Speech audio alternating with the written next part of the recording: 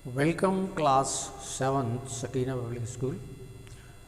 हम अपना chapter 3 chemistry का पढ़ रहे हैं। केमिस्ट्री के 3 चैप्टर में एलिमेंट, कंपाउंड और मिक्सचर्स का जिक्र है। हम लोग एलिमेंट की बात कर रहे थे, तो एलिमेंट में पता चला कि एलिमेंट्स जो हैं उनको कैटेगराइज किया गया है 3 कैटेगरीज में, मेटल, नॉन मेटल और मेटलॉइड्स। मेटल की प्रॉपर्टीज़ भी हमने बताई आपको, नॉन मेटल की प्रॉपर्टीज़ भी बताई और मेटलॉइड के बारे में बताया, बोरॉन, सिलिकॉन वगैरह वगैरह। तो मेटल के बारे में हमने बताया कि क्या आप भी समझ सकते हैं कि मेटल जो हैं हार्ड हैं, ईज़िली कंप्रेसिबल नहीं हैं, मेलिएबल हैं, डक्टाइल हैं, मेल्टिंग टेम्परेचर ज़्यादा होता है, सख्त होते हैं, डेफिनेट शेप इनकी होती है, डेफिनेट इनका तो और इसके अलावा हमने बताया था नॉन मेटल का मेल्टिंग टेम्परेचर कम होता है, नॉन मेटल डक्टाइल नहीं होते, मेलिएबल नहीं होते बल्कि ब्रिटल होते हैं, और नॉन मेटल में उतनी ज़्यादा शाइनिंग या लस्टर नहीं होता जितना मेटल्स में होता है। और तीसरी कैटेगरी हमने बताई थी मेटलॉइड्स की, जिनके कैरेक्टर मेटल और नॉन मेटल के दरमियान कहीं पर होते हैं, तो मेटलॉइड कहलाते हैं। और उसके बाद हम आगे बढ़ेंगे कि ये जो हमने बताया था कि हमने आपको बताया था कि तकरीबन 118 जो एलिमेंट्स हैं अभी तक डिस्कवर हो चुके हैं। तो इन सब के इनकी नेमिंग होती है। नेमिंग के लिए पहले भी जॉन डाल्टन ने ट्राई किया था। जॉन डाल्टन ने उनको फिगर्स के तौर पे जानने की कोशिश की थी।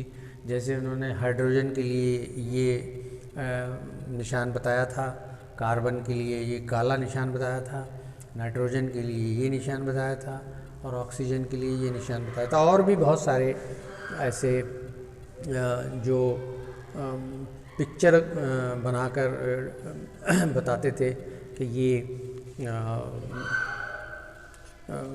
ये उसकी पहचान है। लेकिन उसके बाद ये जब नंबर इनकी तादाद इनकी बढ़ती गई तो बहुत ज़्यादा तस्वीरों से काम चलने वाला नहीं था। तो एक साइंसदान हुए हैं बर्जीलियस ने फिर इनकी नेमिंग जो है या इनके सिंबल्स अल्फ़ाबेट की शक्ल में बताना शुरू किए।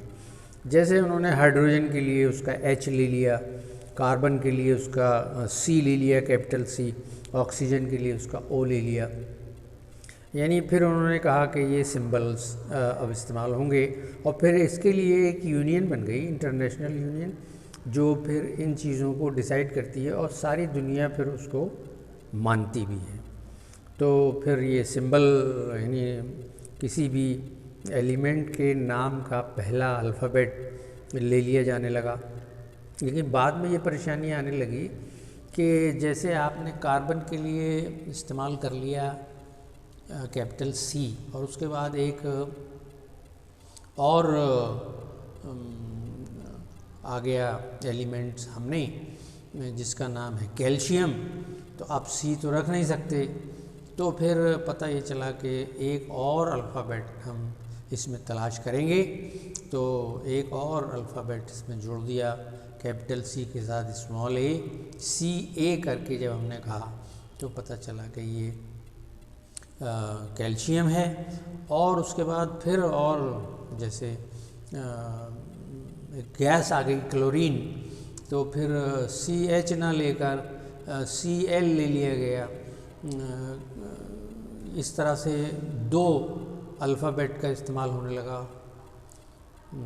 इसके बाद भी कुछ प्रॉब्लम्स आई। तो फिर अब जैसे सल्फ़र हमने बना दिया, तो अब सल्फ़र के बाद अगर मतलब सोडियम सामने आया तो फिर क्या करें। तो फिर उनके जो नाम थे उस ज़माने के, उस लैंग्वेज में ही, जैसे सोडियम उस ज़माने में नेट्रियम उसका नाम था, अब भी है। तो अब इस नेट्रियम से हमने मतलब एक अल्फ़ाबेट इसमें से चूज़ किया 2Na।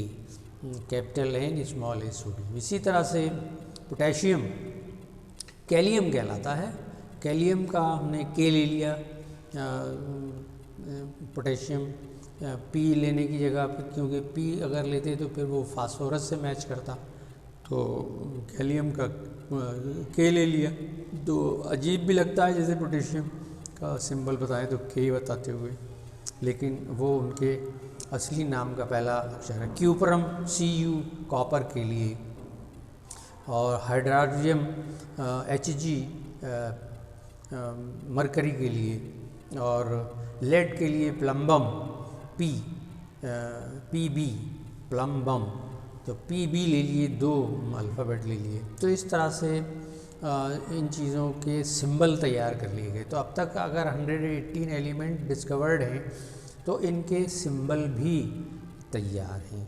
तो सब, और आप लोग को भी कुछ सिंबल याद करने चाहिए। तकरीबन आपकी बुक में दिए रहते हैं, 20 तो रहते ही हैं, 20, तो 20 सिंबल्स तो आपको याद कर लेना चाहिए।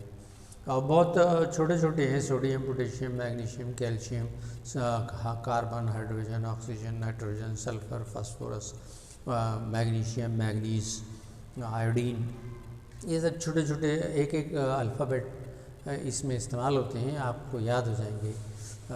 तो ये अच्छी बात होगी अगर आप 10-20 याद कर लें इनके सिंबल। यही सिंबल्स आगे चलकर फिर केमिकल रिएक्शन में इस्तेमाल होने लगे। बड़े बड़े नाम लिखने की जगह ये छोटे छोटे सिंबल लिखकर हम केमिकल इक्वेशन तैयार कर लेते हैं। कौन कौन चीज़ों ने इस रिएक्शन में हिस्सा लिया? हाइड्रोजन ने तो H रख दिया, प्लस ऑक्सीजन ने तो O रख दिया, और इनसे क्या बना? H2O यानी पानी।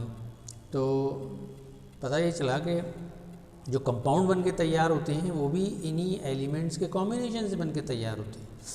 तो उनके नामों में फिर कई अल्फ़ाबेट आ जाते हैं। तो ऐसे कंपाउंड्स के जो रिप्रेजेंटेशन होते हैं वो फार्मूला के ज़रिए होते हैं, फार्मूला कहते हैं फिर उसे।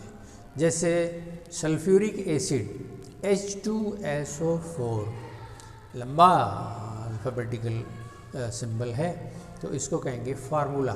Hydrochloric acid HCl, sodium chloride NaCl, sodium carbonate NaCO3, potassium hydroxide KOH। तो इसमें एक से ज़्यादा एलिमेंट दिखाई दे रहे हैं, तो फिर इसको सिंबल नहीं कहेंगे, फिर इसको कहेंगे फार्मूला। तो जहाँ कहीं कंपाउंड का जिक्र आता है तो हमको उसके रिप्रेजेंटेशन के लिए फार्मूला लिखना पड़ता है। जहाँ एलिमेंट का जिक्र आता है तो फिर उनके सिंबल्स हमको लिखना पड़ते हैं। तो इस तरह से ये सिंबॉलिक रिप्रेजेंटेशन केमिकल इक्वेशन है।